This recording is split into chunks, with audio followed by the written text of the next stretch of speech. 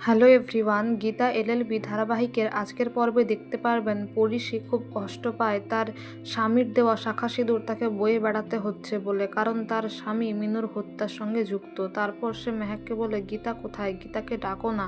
এদিকে স্বস্তিক এসে মেহেক বলে ডাকলে স্বস্তিকের গলার আওয়াজটা শুনে চমকে যায় পরিশি আর বলে, কে এই গলাটা তো আমার খুব চেনা। আর মেহেক মেহেক এই নামটাও আমার খুব চেনা। বলুন না আমি কাদের বাড়িতে আছি। আর আপনার কণ্ঠস্বরটা আমার খুব চেনা। আপনি বলুন না আপনার নাম কি। আমি অনুরোধ করছি আপনার কাছে, হাত জোড় করছি আপনার কাছে। আপনার কণ্ঠস্বরটা আমার খুব চেনা, বলুন না আপনি কে।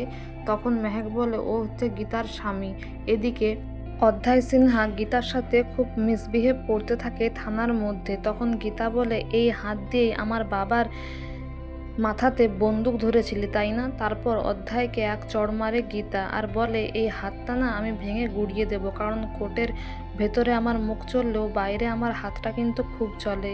এদিকে অধ্যায় সিনহা বলে, কার সাথে লড়ছো তুমি জানো না। আর ঠিক সেই সময় ভজন মিত্তির চলে আসে কোর্টের পেপারস নিয়ে, মানে জামিনের কাগজপত্র নিয়ে। আর অধ্যায় সিনহা, অধরা সিনহা তাদের পুরো ফ্যামিলিকে ছাড়িয়ে নিয়ে যায়। এদিকে অধরা সিনহা বলে, গীতা এলএলবি তোমার নামে কিন্তু এফআইআর অলরেডি হয়ে গেছে। বড়বাবু গীতাকে একটু সাবধানে থাকতে বলে, কেননা লোকগুলো মোটেও সুবিধের নয়। এদিকে পরিশি ফ্রেশ হয়ে এলে বলে যে, আমার কি শাঁখা সিঁদুর পরা উচিত, বলো না তোমার কি মনে হয়। তখন গীতা এসে বলে, অবশ্যই পরা উচিত, এও স্ত্রীর শাঁখা সিঁদুর অবশ্যই পরা উচিত। তারপর গীতা পরিশিকে নিজের হাতে সিঁদুর পরিয়ে দেয়, মেহেককেও পরিয়ে দেয়। তারপর পরিশের হাত থেকে ছোঁয়ানো সিঁদুর গীতা নিজের সিঁথিতে পরে। ঠিক সেই সময় স্বস্তিক আসে গীতাকে ডাকতে।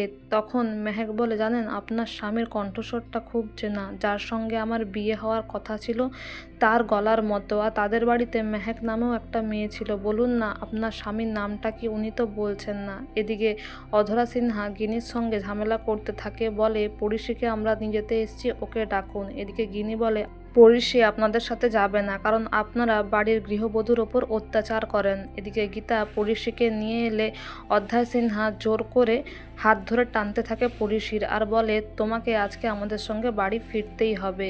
আর গীতা তখন বলে যে, লটা ভালো করে পড়ে নাও, কোনো মহিলার কনসার্ন ছাড়া তাকে কিন্তু ছোঁয়া নিষিদ্ধ, সে যতই তোমার বিবাহিত বউ হোক না কেন।